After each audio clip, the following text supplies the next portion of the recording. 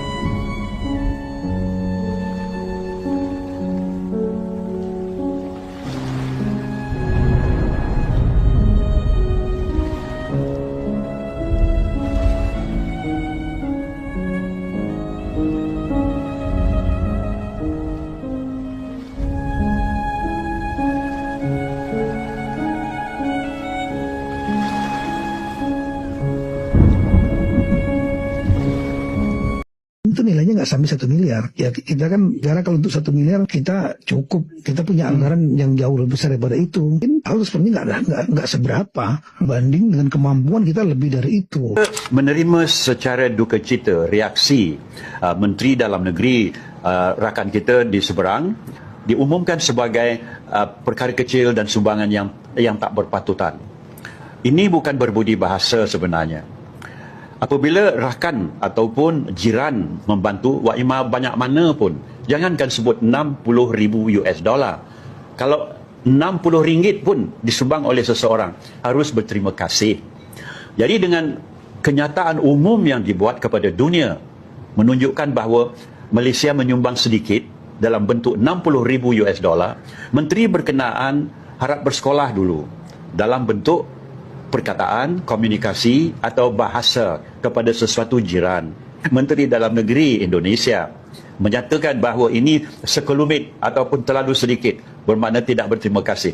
Ini yang kita sarankan, pelajarilah balik petua-petua yang diajarkan oleh nenek moyang kita dahulu sebelum kita masing-masing merdeka tahun 45 dengan tahun 57. Dan kembali kepada pangkal budi bahasa kita. Bila orang memberi, kita merasa. Bila orang merasa, kita pun bersuka cita. Mungkin dapat nilai ini dikembangkan semula. Wahai Pak Menteri Dalam Negeri. Janganlah engkau. Kalaulah tak nak berterima kasih pun, berdiam diri dan bersyukur sajalah. Bantuan yang diberikan kami secara percuma tu, kami tak minta bayaran daripada kamu pun. Bahkan kami bantu anda semua, tak kala kami pun sendiri berhadapan dengan banjir yang besar. Bukan sahaja pihak swasta bantu negara kamu, bahkan Perdana Menteri Malaysia sendiri pun dah umumkan bantuan sebanyak RM500 untuk pelajar kamu yang terkesan dalam banjir di Malaysia. Rakyat di negara anda sendiri pun jelas berterima kasih pada kami. Bahkan mereka sendiri pun mensoalkan kelewatan bantuan anda yang terhadap mereka. Jadi sebagai wakil rakyat Malaysia, saya akan pertahankan imej negara saya. Kalaulah ada siapa-siapa yang berani kritik negara kami, mereka pun harus bersedia berhadapan dengan kritikan kami. Apapun tahniah kepada kerajaan dan juga rakyat Malaysia yang bertungkus lumus membantu warga Indonesia yang ditimpa bencana, dan kepada rakyat Indonesia, kami mendoakan kesejahteraan kepada anda semua. Kami pun turut merasa kesulitan anda, meskipun kami turut berhadapan kesulitan yang sama.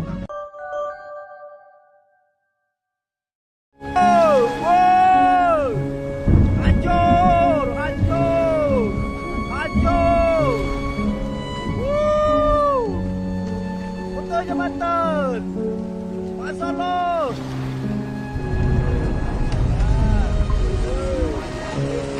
Habis sudah.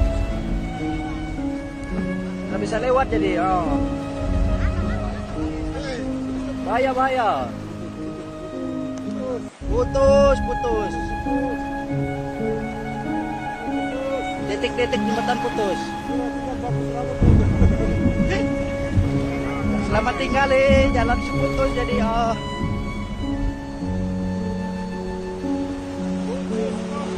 Putus hubungan. Tidak ada sisa sama sekali, putus.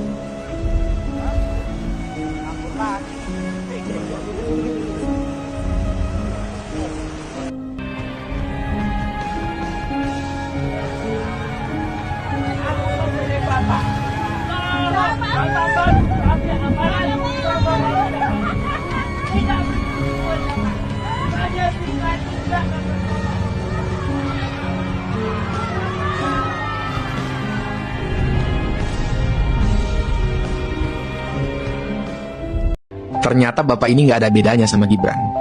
Sama-sama antik. Bapak tolak semua bantuan yang katanya demi harga diri bangsa, supaya seolah-olah Bapak yang jadi superhero-nya. Tapi Bapak tahu nggak, yang Bapak korbankan untuk harga diri bangsa itu apa? Mayat rakyat yang terus bertambah setiap hari, karena kelaparan dan nggak ada lagi harapan untuk hidup. Semua itu disebabkan ego dari dalam diri pemerintah yang angkuh, merasa bisa beresin masalah sendiri tanpa bantuan dari orang lain. Rakyatnya Pak, ini demi nasi bungkus Pak. Allah, nggak tahu rakyat itu mau menyerahkan.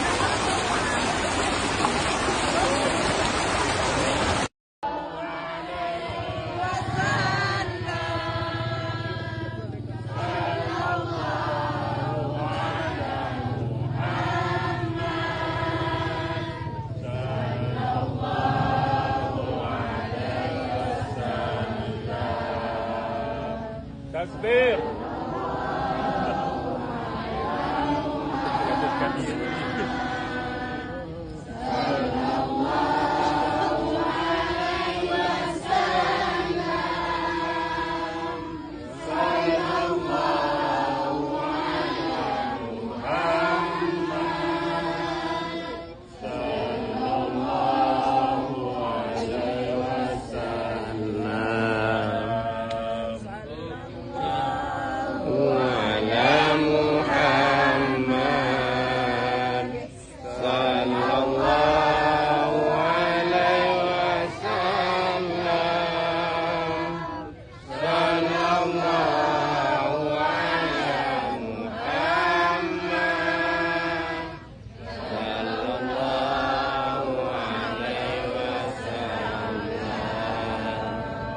Beres. Terima kasih Mandumba.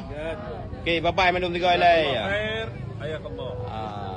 Alhamdulillah. Agak nunggu masih bah.